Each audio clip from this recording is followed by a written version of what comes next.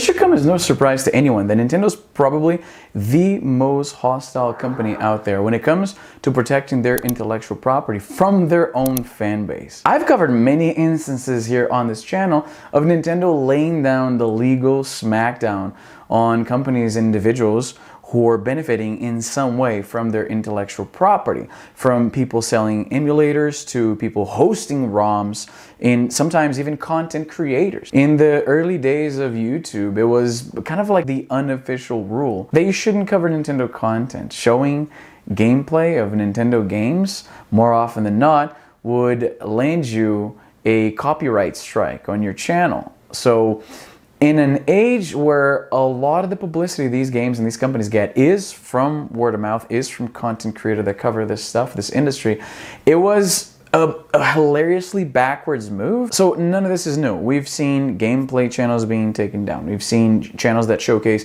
Nintendo music getting targeted as well. We've seen pretty much everything. But what just happened this time is surprising even for Nintendo. So last week, the gaming side of the internet was all excited because we thought we rediscovered a long lost piece of gaming art and gaming history. I'm talking about the Super Mario 64 Complete Clear Guide book, a strategy guide that was different from the types that you'd find at like your EB Games or GameStop if you're American. Actually, I shouldn't even say this anymore because EB Games was bought by GameStop and then became GameStop itself. My local EB Games no longer has the EB Games name on the storefront. Anyway, this was different from the guides that you see nowadays. Well, first of all, people don't really buy guides anymore. You can just go online and see people beat the game step by step, basically all but holding your controller for you. So the golden era of strategy guides is long gone. However, this particular guide was really interesting, and not just because it was never released in North America. Indeed, it was never released outside of Japan. The distinction is because Nintendo had commissioned artists to recreate these diorama-looking illustrations instead of just going with the usual, here's a screenshot of the map, you go here, there's an arrow pointing which door you're supposed to open. No, it was a piece of gaming art, really. It was both a strategy guide and a little more relevant because of all the hard work that was put into creating these images. So the internet was excited. A number of gaming-related websites did stories on them. Some YouTubers cover this stuff.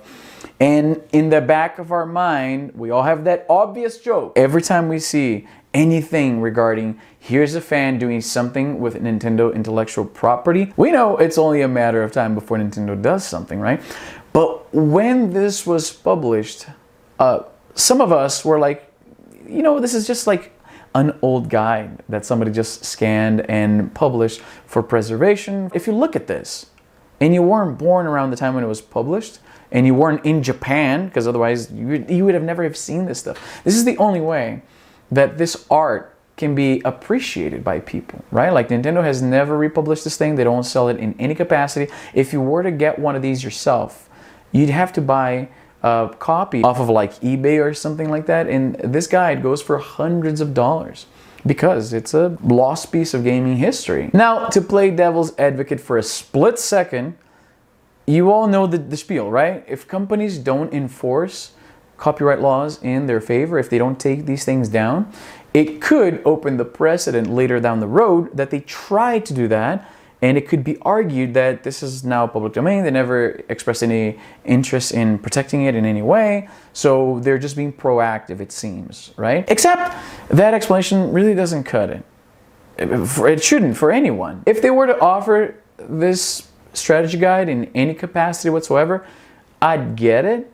But as we've seen time and time again, Nintendo doesn't take these things down because they seem to have some kind of grand idea that they want to put forth instead. Okay, instead of consuming it through the non-legitimate means, here's our offering. Here's what you could do instead.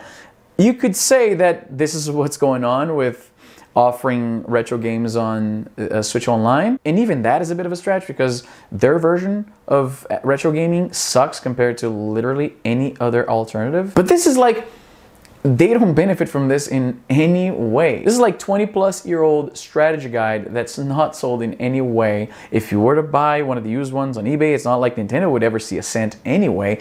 So all they're doing with this is, one, making it harder for gamers to appreciate the history of their hobby, and they're also kind of destroying art, if that's even possible, right? Of course, you can still find it. You can, like, once on the internet, it's hard to take something out, yes, but that still shouldn't be the reason to be that aggressive to take down things like this. When nobody's benefiting from this, when nobody's profiting off your IP, you're not offering it in any way. You know, I wonder if this is Nintendo's new thing. I mean, not exactly new. As I mentioned in the beginning, this isn't news.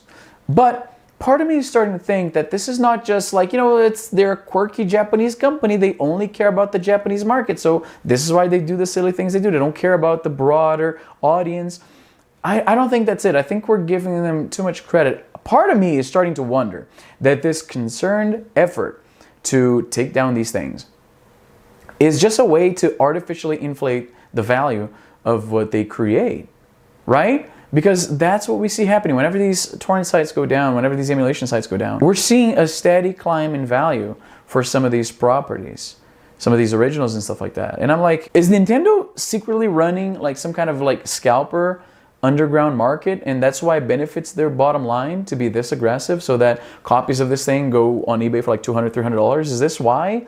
Because, like, why else? Otherwise, you're just spending money in legal action, because these lawyers aren't working for free. Don't forget that. They're spending all this money with no clear goal. We have to assume that companies do things because they want to increase their bottom line in some way that's going to profit them in some way. But I only see Nintendo spending money here. So do I have to break out the tinfoil hat, or is there some logic to this? Does Nintendo have some stake, like the secondhand market? Because I don't understand why else they'd spend this much money, and to be constantly portrayed in the media as greedy, out of touch, and spiteful towards their own fan base. You know, some of us get so upset that we decide, like this is my case, I'm not buying Nintendo anything for a little while. I'm taking a break. Both because I'm already surrounded by tech and I feel like I have everything I want, but also because, you know what, if I'm going to give a company money, I want that money to go towards a company that doesn't seem to hate me. I don't know, you let me know if I'm being too dramatic, but what? Why? Honestly, why? It's cool art. That this isn't hurting anybody. I very much doubt that, like, the board of directors, the stakeholders, they're gonna be like, what? Somebody published a strategy guide for Super Mario 64 that has been out of print for 25, 26 odd years, that has never been published outside of Japan, that is in Japanese, so most people can't even... I'm gonna sell all my stock. That's it. That's it. Nintendo's finished. That can't be the reason. Like, seriously, that can't be the reason, right? I'm starting to think, like, either it's utter insanity, or Nintendo secretly has a stake in the secondhand gaming market. Like, they're the ones behind all those weird, sketchy accounts selling all these, like, super expensive NES cartridges and, you know, these super expensive strategy guides. I'm at a loss for another hypothesis. Do you have one? Because it's one of the two. It's one of the two. Either they're crazy, or somehow the inflation of the secondhand Nintendo-related memorabilia is beneficial to them in a financial capacity. Please, if you have another theory, let me know. Anyway, if you like these kinds of videos, follow me on social media, both Twitter and Instagram. I'm very active over there. I show pictures of my collections and things like that. I show sometimes a little bit of behind the scenes footage. Maybe you're into that. And that's all the time I have for today. I'm Izzy, and I'm done.